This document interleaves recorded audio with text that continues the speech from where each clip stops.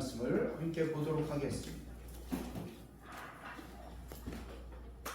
오늘 주신 하나님의 말씀은 이사야 6장 1절로 7절까지의 말씀입니다.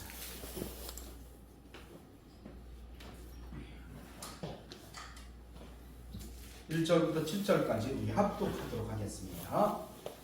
1절 우시야 왕이 죽던 해에 내가 본즉 주께서 높이 들린 보좌에 앉으셨는데 그의 옷자락은 성전에 가득하였고 스랍들이 모시고 섰는데 각기 6관계가 있어 그 둘로는 자기 얼굴을 가리었고 그 둘로는 자기의 발을 가리었고 그 둘로는 날개 날며 서로 불러 이르되 거룩하다 거룩하다 거룩하다 만군의 여호와여 그의 영광이 온 땅에 충만하도다 하더라. 이같이 환합하는 자의 소리로 말미암아 문지방의 터가 요동하며 성전의 연기가 충만한지라. 그때 내가 말하되 바로다 나여 망하게 되었도다. 나는 입술이 부정한 사람이요 나는 입술이 부정한 백성 중에 거주하면서 만군의 여호와의 신관을 배웠음이로다 하였더라.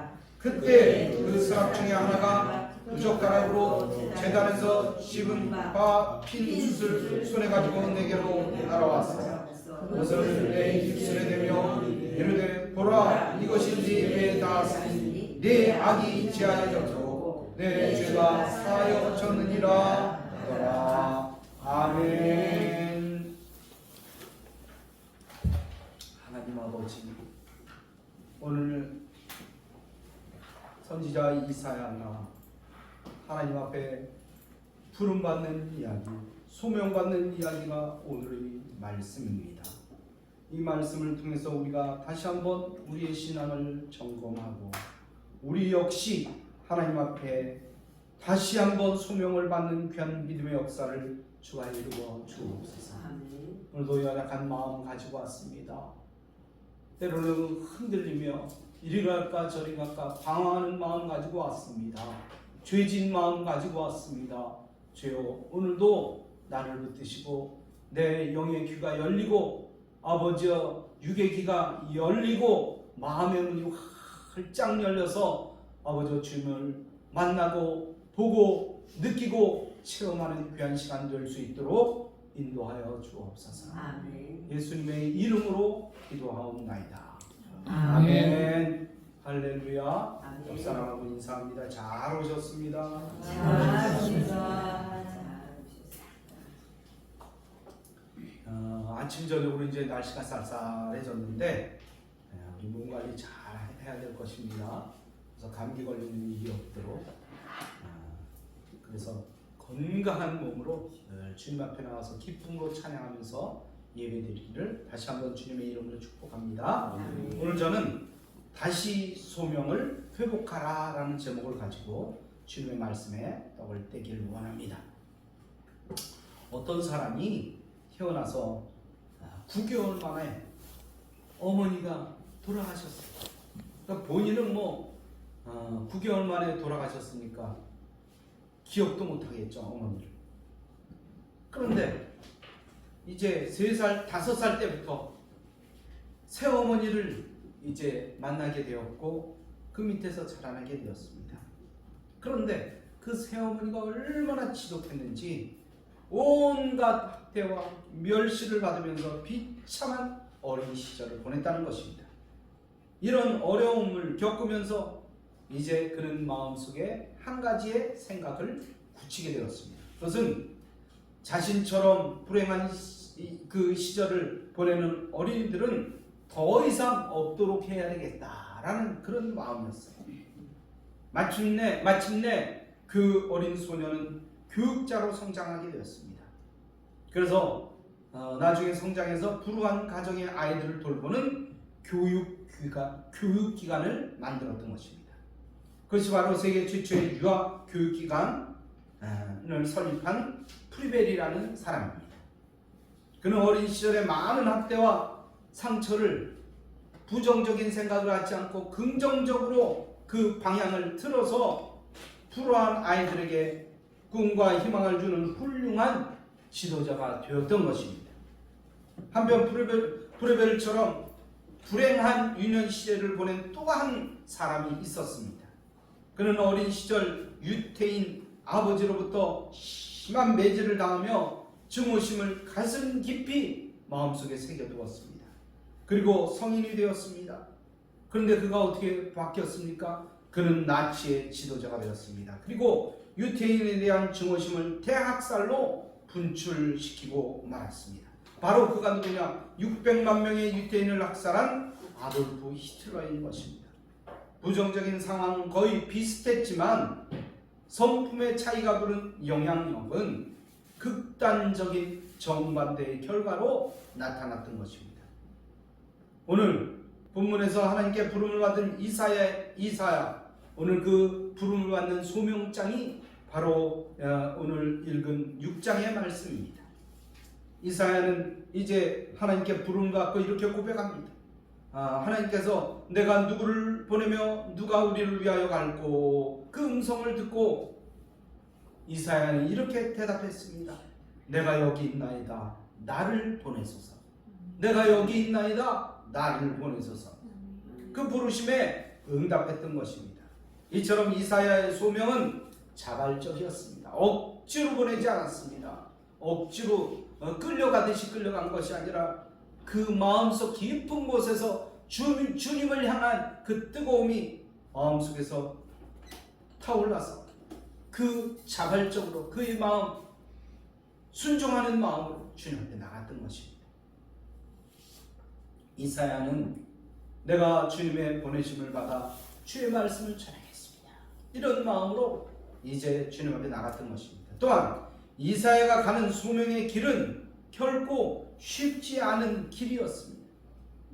선지자의 사명은 깨닫지 못하는 자들에게 깨닫게 하고 보지 못하는 자들을 보게 하는 것이 일반적인 선지자의 소명이었는데 그의 사명은 반대예요.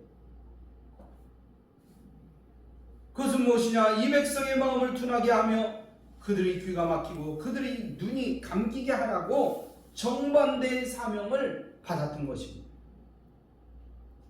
이 말씀의 의미가 뭡니까? 이 백성이 여호와의 말씀을 잘 받아들이지 않을 것이라는 거예요. 말씀을 들어도 모르는 척하고 말씀을 들어도 오히려 대적하고 말씀을 들어도 오히려 반대의 길을 가는 거예요. 청개구리 같은 사람들이 오늘날 사람들 아닙니까?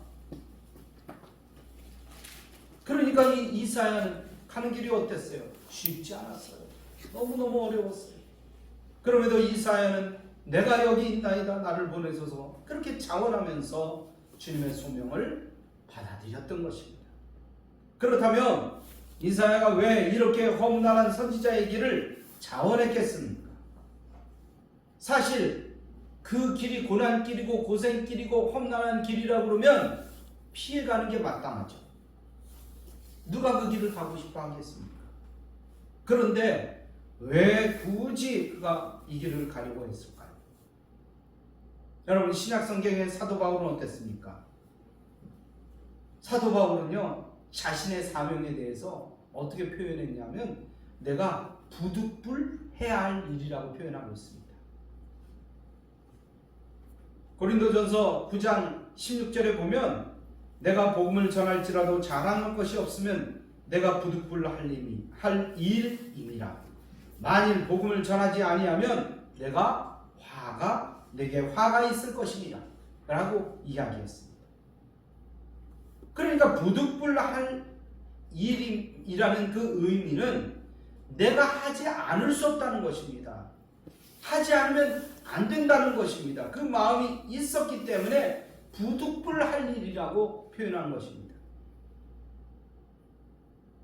왜 그럼 부득불 할 일입니까? 그것이 하나님의 말씀 전하는 것이 왜 부득불 할 일이냔 말이에요. 그것은 바로 내가 먼저 하나님을 믿었고 하나님을 배웠고 구원을 받았기 때문입니다. 아멘. 또한 내가 본 하나님, 내가 느낀 하나님, 내가 믿은 하나님, 나를 구원하신 하나님을 전하지 않으면 많은 영혼이 지옥길 갈 것 같으니까 복음을 안전할 수가 없는 거예요. 안전할 수가 없는 거예요. 여러분 나만 천국 가고 내 자녀가 지옥 간다고 그러면 어떻게 그걸 봐주냐 말이에요. 내 가장 친한 친구가 내가 가장 귀하게 생각하는 그 누군가가 지옥 간다고 그러면 어떻게 그냥 바라만 보고 있겠냔 말이에요. 여러분 우리는 부득불 전해야 될 줄 믿습니다. 할렐루야. 네. 여러분 하나님께서 제시한 구원의 길은 하나입니다. 다른 길은 없어요. 오직 한 길이에요. 그런데 이 길을 전하지 않으면 사람들은 알지 못합니다. 죽을 영혼이 내 눈앞에 보이는 거예요.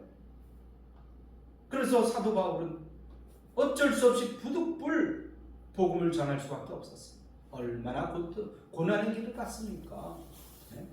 그 말씀을 전하면 사람들이 양손을 들고 환영하고 그래도 시원찮은데 돌로 때려서 죽이려고 그러고 대적하고 시기하고 욕하고 오히려 그 길을 막아서고 수도 없이 그런 일을 당했죠. 그런데 그는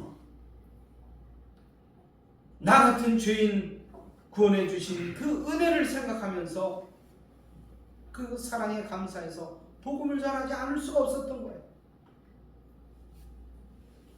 또한 바울은 예수님을 반드시 믿어야 구원받을 수 있다는 사실을 그 마음속에 깊이 믿고 알았기에 죽어가는 영혼들을 보면서 가만히 있을 수가 없었어요.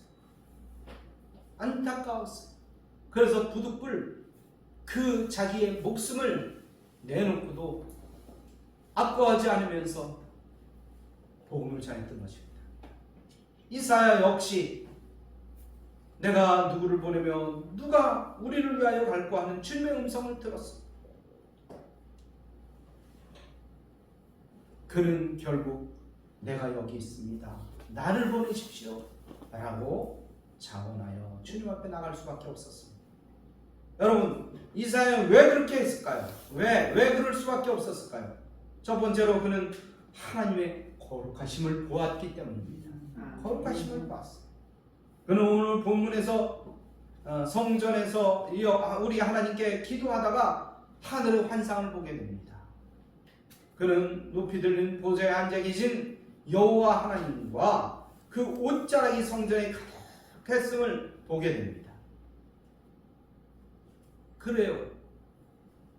이렇게 표현하는 그 모든 것들은 어떻게 보면 인간적이잖아요. 근데 사람은 하나님은 뭐 옷을 입고 뭐 치장하고 뭐 이런 차원이 아니잖아요.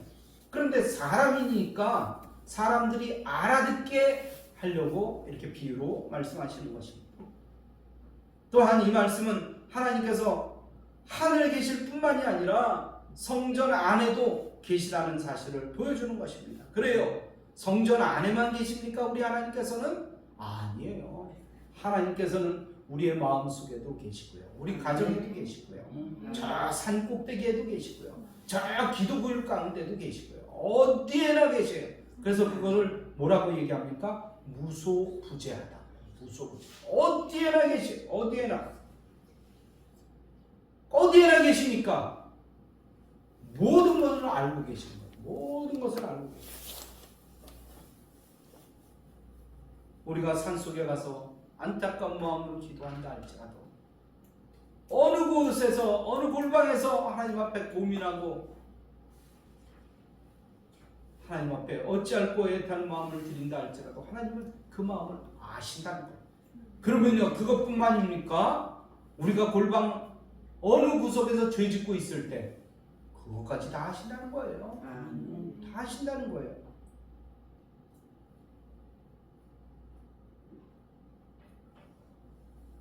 그러므로 우리는 어디서든지 우리의 몸으로 삶으로 하나님 앞에 예배를 드려야 됩니다. 영적 예배자가 되어야 돼요.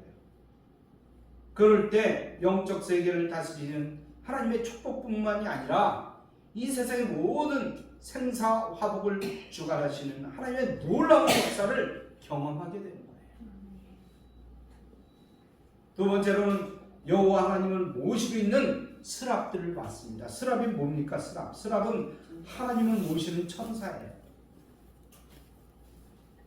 그런데 이 스랍들은 날개가 몇 개가 있었어요? 6날개를 가지고 있었습니다.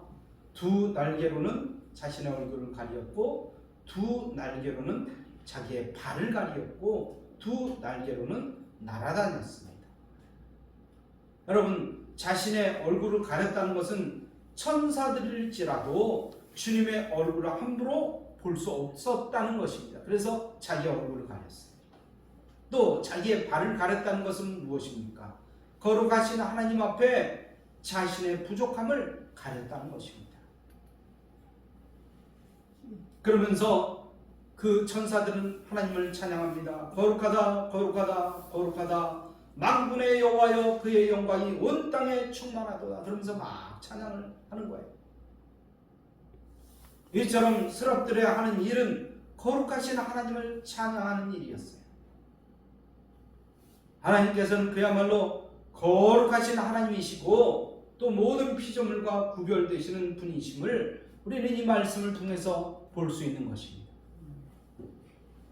또 이렇게 하나님의 거룩하신 보좌를 보고서 하나님 하늘의 성전에서 찬양하는 모습을 이제 그가 보았을 때 성전 문지방의 터가 요동하면서 성전의 연기가 충만한 것을 그는 보았던 것입니다. 하늘의 충만함이 지상 성전에 그대로 나타나는 것을 그는 본 것입니다. 믿는 우리 역시 하늘의 하나님을 바라볼 때 우리 속에도 이 거룩한 요동의 역사를 경험하기를 주님의 이름으로 축복합니다. 그래서 어떤 분들은 막 기도하다가 그냥 찬양하지 않을 수가 없어요. 입술에서 막 찬양이 나오는 거예요. 제가 같이 운동하는 자주 만나는 그런 연세 드신 목사님이 계신데 어저께도 그 운동하러 갔다가 만났는데 얼마나 뛰면서도 복음을 전하는지 80이나 됐는데요. 80이 넘었어요. 80이 넘었어.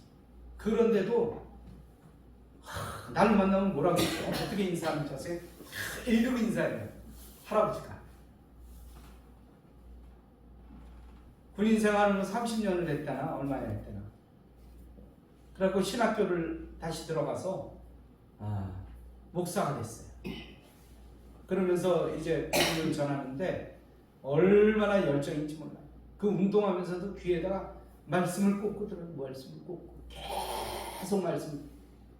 그래서 나한테 그렇게 고백을 합니다. 성경을 160도 그랬대. 160도. 그래서 대단하다고 했어요. 160도가 어떻게 160도를 하나. 그래요. 그렇게 그는 마음에 하나님을 모시면서 하나님을 본 거예요. 여러분, 본 사람이 증인이에요. 못 본 사람은 증인이 아니에요. 그냥 남들 얘기 듣고 하나님이 그렇다더라. 글쎄 믿으면 그렇게 된대. 아유, 한번 우리도 한번 가볼까요? 물론 그래서 교회에 처음 나오죠. 그러나 우리는 기도하면서 하나님을 느껴야 돼요. 하나님을 봐야 돼요. 오늘 이사야처럼 느끼고 체험하고 하나님의 음성을 들어야 된다는 거예요. 그래, 정말 증인이 되는 거죠.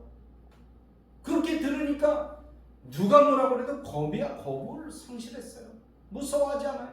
두려워하지 않아요. 복음을 전할 수 있는 거예요.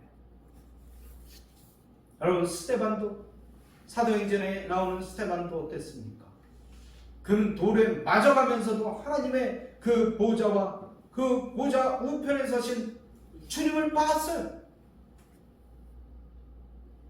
그러니까 그 스데반의 마음이 어떻습니까? 나를 죽이는 사람들 앞에서 오히려 그들이 불쌍해 보이는 거예요. 그들이 불쌍해 보이는 거예요. 그러니까 그들을 위해서 기도하잖아요. 뭐라고 기도합니까? 주여 저들의 죄를 용서하여 주옵소서. 그들이 하는 죄를 그들이 모르고 있습니다. 그들을 용서해 주세요.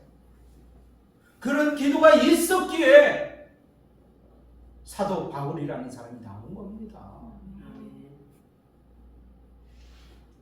오늘 우리가 하나님을 바라보고 하나님의 영광을 바라보게 될 때 우리가 드리는 예배 가운데에서도 요동치는 이런 역사가 있어야 됩니다. 뜨거움의 역사가 있어야 돼요. 말씀을 들을 때마다 아멘 아멘 아멘 하면서 마음속에 받아들인 그 뜨거움이 있어야 돼요.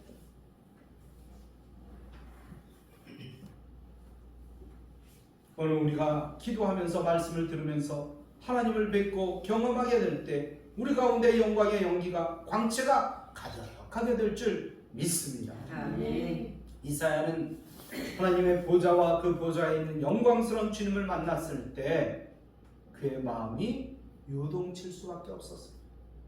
그리고 주님의 부르심에 응답할 수밖에 없었던 것입니다. 주여 내가 여기 있나이다. 나를 보내주옵소서. 이런 말을 할 수밖에 없었어요. 여러분, 여러분의 마음도 주님께 그 음성을 들을 때 그 뜨거운 마음이 그 마음속에 있어서 주님을 향해서 그렇게 고백하는 여러분 되시길 주님의 이름으로 축복합니다. 몇 번을 제가 얘기했는지 몰라요. 어떤 여자분이 정말 누구 말 갖다가 찢어지게 가난한 여자인데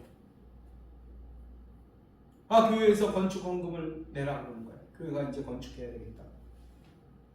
그런데 그 마음속에 어떤 뜨거운 마음이 생기냐면 하나님, 내가 하나님 앞에 1억을 드리고 싶어요. 도와주세요 하나님. 그러면서 매일 울면서 기도하는 거야. 남들이 보면 어떻습니까? 아니 자기는 집이나 잘 살지. 그거 그렇게 가난하면서 무슨 1억을 드린다고 해요. 그러니까 창피해서 얘기도 못하는 거예요.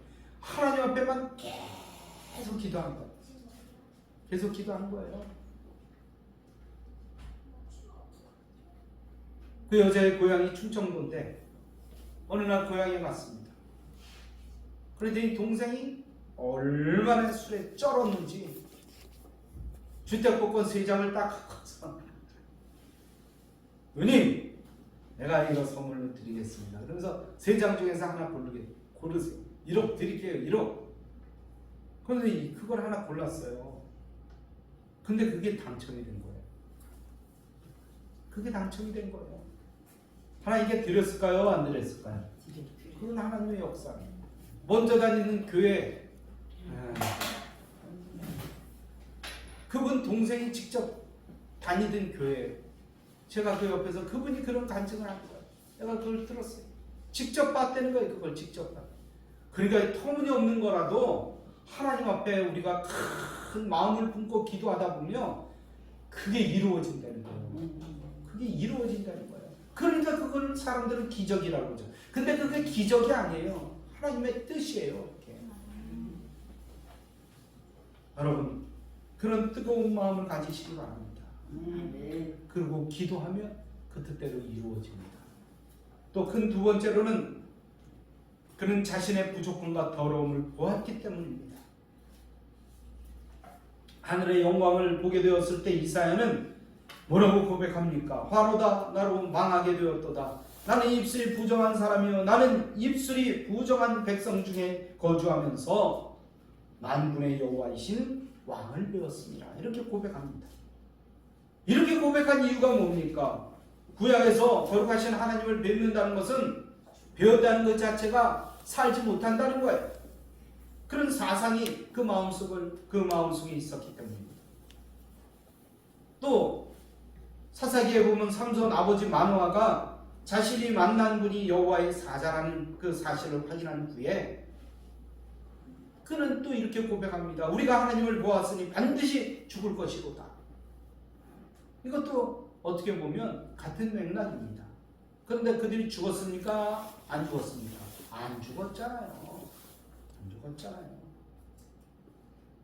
모세 역시도 어땠습니까? 하나님을 대면할 때 여호와의 일부분을 보지 못하게 앞부분을 보지 못하게 하고 뒷부분만 보게 하셨어요.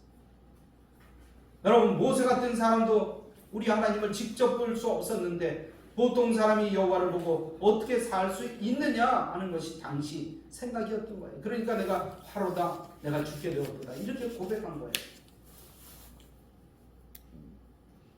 이런 사상 속에 살고 있던 이사야도 하나님의 보좌와 영광을 바라보게 될 때 나로 망하게 되었다라고 고백할 수밖에 없었습니다. 여기에서 우리가 주목해야 될 말씀은 무엇입니까? 바로 나라는 거예요. 나. 내가 망하게 되었다는 거예요. 내가. 사실요. 어디에서도 문제가 되는 것은 바로 나입니다. 나예요. 내가 문제예요. 내가 좀 참으면 되는데. 내가 참으면 되는데. 그저께 또 이 뉴스에 보니까 어떤 사람이 뭘 했는지 어떤 마음을 갖고 있었는지 모르겠어요. 자동차가 옆으로 삐져 들어오려고 그러니까 못 들어오게 이렇게 막는 거예요. 그러니까 빵 그랬어요. 그리고 이제 그 사람은 앞으로 가고 이 사람은 뒤에 따라갔는데 그 앞차가 차를 세우고 그때부터 막 이상한 싸움이 일어났어요. 안경을 쥐고 던지고 그 다음에 막 사람을 때리고 왜 그렇게 운전만 하면 사람들이 과격해지는지 모르겠어요.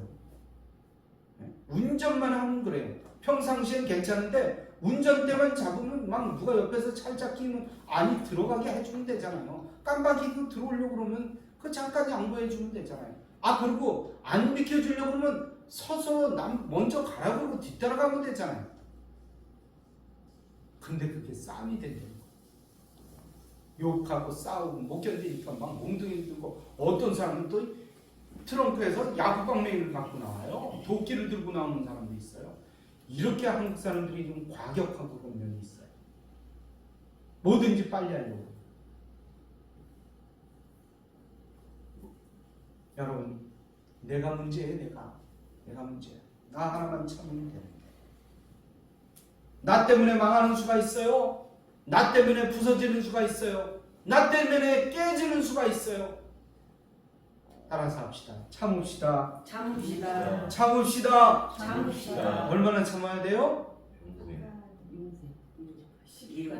한국 사람들 잘 참죠. 3세번 참아. 3세번. 한국 사람들이 참는 거 3세번. 한 번, 두 번. 내가 두 번 참으면 되는데 더 이상 못 견뎌요. 그리고 막 주눅질하세요. 근데 하나님은 몇 번을 우리 예수님께서 몇 번 참으라고 그랬어요? 어떤 사람은 그거 자주 수적으로 계산합니다. 77을 49, 490번 참으라고 하는구나. 그게 아니에요. 그 끝까지 참으라는 거예요. 끝까지. 끝까지 참아요. 옆 사람 보면서 인사합시다. 끝까지 참읍시다. 한 번 더 하세요. 정말? 한 번 더 하시라니까. 정말? 끝까지 참아요. 끝까지. 어떤 사람은 꼭 이상한 짓 해놓고 돌이킬 수 없으니까 뭐라고 하는지 아세요? 내가 그때 왜 그랬지? 내가 그때 왜 그랬지? 그래요. 뭘 왜 그래? 그걸 참지 못하고 그래놓고. 네.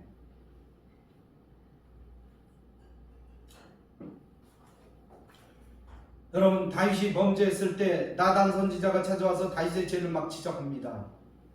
그러면서 한 비유로 말씀하세요. 양이 많은 부자에게 손님이 찾아왔는데 어린 암양 한 마리를 애지중지 키우고 있는 어떤 사람의 그 양을 가져와서 자기 양을 놔두고 그 양으로 대접하는 거야. 그러니까 다윗이 뭐라고 얘기합니까? 아니 그런 사람이 있어요 세상에? 아니 그런 사람이 있어요 세상에? 그 사람은 완전히 죽을 자입니다. 이렇게 선지자한테 얘기하잖아요. 그러자 나단 선지자가 다윗한테 이렇게 얘기해요. 그 사람이 바로 당신입니다. 당신은 그렇게 처첩이 많은데도 불구하고 하나 가지고 있는 장군의 부인을 우리아를 전쟁터로 보내서 죽게 하고 그 부인을 차지해? 말도 안 되는 걸 당신이 저질렀잖아요. 여러분 우리 역시 마찬가지예요. 자기가 문제가 제일 많은데도 불구하고 다른 사람 쳐다보면 저 사람이 문제라니까. 저 사람이 문제야. 이렇게 얘기해. 자기 죄는 접어두고 다른 사람의 죄를 생각합니다. 그리고 다른 사람의 그 죄를 정죄하고 회개해야 된다고 그렇게 하는 사람이 바로 누굽니까? 그러니까 문제는 바로 나야. 내가 제일 문제야. 내 죄가 우리를 망하게 하고 내 죄가 가정을 어렵게 만들고 내 죄가 하나님의 영광을 가리게 된다. 그래서 이사야는 이렇게 고백하는 거예요. 나요 망하게 됩니다. 베드로도 그랬잖아요. 예수님께서 깊은 곳에 가서 그물을 던지라고 했을 때 그물을 던져서 물고기를 많이 잡으니까 베드로가 뭐라고 고백했습니까? 주여 나를 떠나소서. 나는 죄인입니다. 이사야의 고백을 듣고 하나님께서 하나님의 스랍 하나를 우리 하나님께서 보내셨어요. 그래서 제단에 핀 숯을 가져다가 이사야의 입술에 대면서 이것이 내 입에 닿았으니 내 입에 악이 제하여졌고 내 죄가 사해졌다고 말씀하십니다. 이사야는 사실 죽을 수밖에 없는 사람이었었는데 그렇게 자기 스스로 그렇게 생각했는데 하나님께서 살려주셨잖아요. 천사를 보내서 제단에 있는 숯불을 입술에 입에 대게 하심으로 죄악이 사라졌다고 말씀하시는 거예요. 이 죽을 뻔하다가 다시 살아난 이 감격을 경험한 이사야는 내가 여기 있나이다 나를 보내소서. 사람들 여러분 사실 우리가 살면서 이런 죽을 뻔한 일들을 얼마나 우리가 경험해 왔습니까? 그러면서 아이고 식은땀이 나네. 땀을 쭉 흘리면서 아이고 죽을 뻔했다. 언제 그런 경험합니까? 운전하는 사람들 특히 순식간에 앞으로 뭐가 지나간데 상대편의 차가 치고 들어오거나 어떤 큰 경험을 했을 때 땀이 진짜 진땀이 나잖아요. 그러거나 무슨 사고 날 뻔한 그런 것, 야 정말 졸지 말아야지. 근데 또 졸고 있어. 이게 사람이에요. 사도 역시 죄인 중에 죄수 같은 자신을 살리신 하나님의 은혜를 생각할 때 구원의 복음을 전하지 않을 수가 없었던 거예요. 존 뉴턴은 어땠습니까? 영국의 존 뉴턴은 노예 매매생을 하면서 엄청난 죄를 지었던 사람이에요. 그런데 자신을 구원해 주었어요. 구원해 주신 주님의 은혜를 생각하면서 찬송을 부르게 되었죠. 무슨 찬송입니까? 나 같은 죄인 살리신 주 은혜 고마워. 그는 평생 구원의 복음을 전하지 않을 수가 없었어요. 은혜로 구원받은 성도들은 나를 구원해 주신 주님의 뜻이 무엇인지를 늘 묻게 됩니다. 그래서 나를 구원해 주신 주님의 은혜에 내가 어떻게 보답할까를 늘 생각하게 돼요. 나를 구원해 주는 복음이 역시 다른 사람을 구원할 수 있다는 믿음으로 내가 믿는 복음을 전할 수밖에 없는 삶을 살게 되는 것이 진정한 신앙입니다. 정말 오늘도 죽음 가운데 구원받은 성도라면 내가 여기 있나이다, 나를 구원해 주시옵소서 고백할 수밖에 없는 거예요. 세 번째로 이사야는 주님의 음성을 들었어요. 뭘 들었다고요? 음성을 들었어요. 주님의 음성. 이사야가 성전에 들었던 주님의 음성은 내가 누구를 보내면 누가 우리를 위하여 갈고 하는 주님의 음성이었어요. 이 음성을 들은 이사야는 어떻게 합니까? 내가 여기 있나이다, 나를 보내소서 하며 부르심을 그 마음으로 받았던 것입니다. 그리고 평생 주의 말씀을 전하는 선지자의 삶으로 살아가기를 마음으로 다짐합니다. 여러분 스스로도 다짐하시기 바랍니다. 주님의 뜻을 다짐하시기 바랍니다. 내가 예배 때 빠지지 않아야지, 예배를 정말 정성으로 드려야지. 어떤 사람은요 해마다 다짐을 해요. 내가 이제 열심히 공부해서 바르게 살리라. 근데 3일을 못 가요. 어떤 사람은 죽을 고비에서 병으로 죽을 고비를 넘겼는데 또다시 옛날 돌아가, 또다시 돌아가. 여러분 다짐하시기 바랍니다. 3일 다짐하시기 바랍니다. 매일 다짐하세요. 매일 아침마다 다짐하시기 바랍니다. 내가 하나님 뜻대로 살리라, 하나님의 말씀대로 살리라, 다짐하시기 바랍니다. 생각이 바뀌지 않으면 절대 그 행동이 바뀌지 않습니다. 생각을 바꿔야 됩니다. 그러니까 사도 바울은 뭐라고 고백했어요? 내가 날마다 죽노라라고 고백했던 거예요. 오늘 주님께서는 그 믿음으로 사는 우리에게, 이사야에게 물은 것처럼 우리에게 물어보십니다. 내가 누구를 보내며 누가 우리를 위하여 갈고. 여러분, 이 부르심에 응답하는 여러분이 되시길 바랍니다. 사람들은 새해마다 이제 고백을 하고 또 다짐을 하는데, 여러분 새해마다 1년에 한 번만 그렇게 다짐하는 것이 아니라 매일 다짐하는 여러분이 되시길 바랍니다.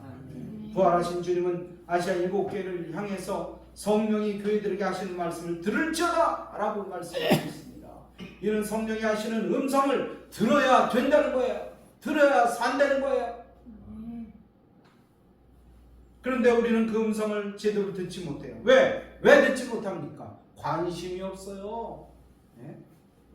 관심이 없어요. 딴 데 관심이 있어요. 그러니까 사람은요 2가지는 못해요. 특히 남자들은요 2가지는 못해요. 여자들은 2가지 3가지 그래도 가끔 뭐 설거지도 하면서 남들하고 잡담하면서 뭐 별것 다 하는데, 남자들은 2가지 못해요. 2가지 못합니다. 희한하죠? 2가지 못합니다. 하나님의 음성을 들으려면 하나님의 음성만 듣고, 세상의 음성 들으려면 세상의 음성 들어요. 2가지 못합니다. 관심을 두니까 끝까지 온갖 관심을 주님께 둬야 됩니다. 그래야 그 소리가 들려요. 오늘 주님께서는 살아계셔서 오늘도 우리에게 말씀하십니다.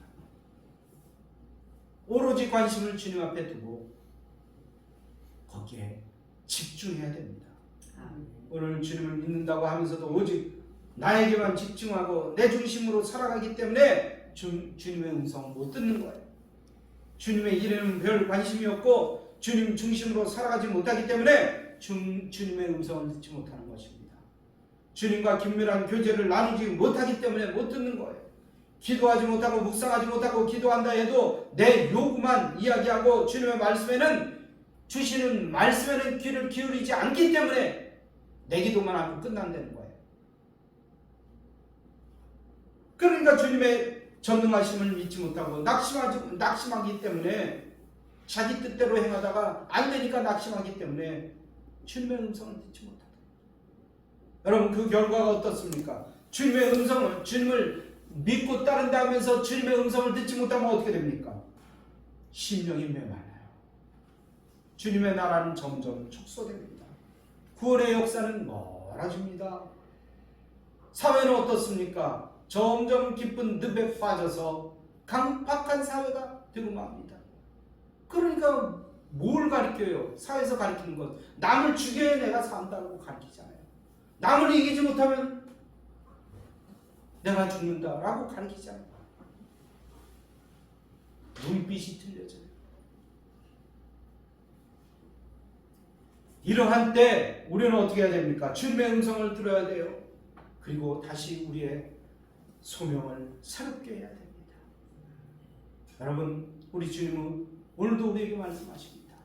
귀 있는 자는 모두 들으라. 아멘. 귀 없는 자가 있습니까? 여러분, 귀 없는 사람이 있으면 손 들어보시기 바랍니다. 양쪽 귀가 생생히 살아 있습니다. 그 음성을 듣고 그 음성을 따름으로 주님 앞에 영광 돌리는 모두가 되기를 주님의 이름으로 축원합니다. 아멘. 여러분, 주님의 사명은 주님의 보내심을 받아 주님의 말씀을 전하고 영혼을 구원하는 일입니다. 이 일을 위해서 교회가 세워졌고 이 일에 온 교회는 모두가 드려져야 됩니다. 오늘 우리는 이 사명을 감당하고 이 사명 앞에 헌신해야 됩니다. 주여, 내가 여기 있사오니 나를 보내소서. 이 어두운 때 우리 소명과 사명을 다시 회복하여 하나님 거룩한 뜻을 이루어가는 모두가 되기를 주님의 이름으로 축원합니다. 아멘. 축원합니다. 아멘. 할렐루야. 이 말씀 생각하면서 하나님 앞에 간절한 마음으로 기도하는 시간 같습니다. 할렐루야. 우리 하나님 아버지여 참 감사합니다. 주님께서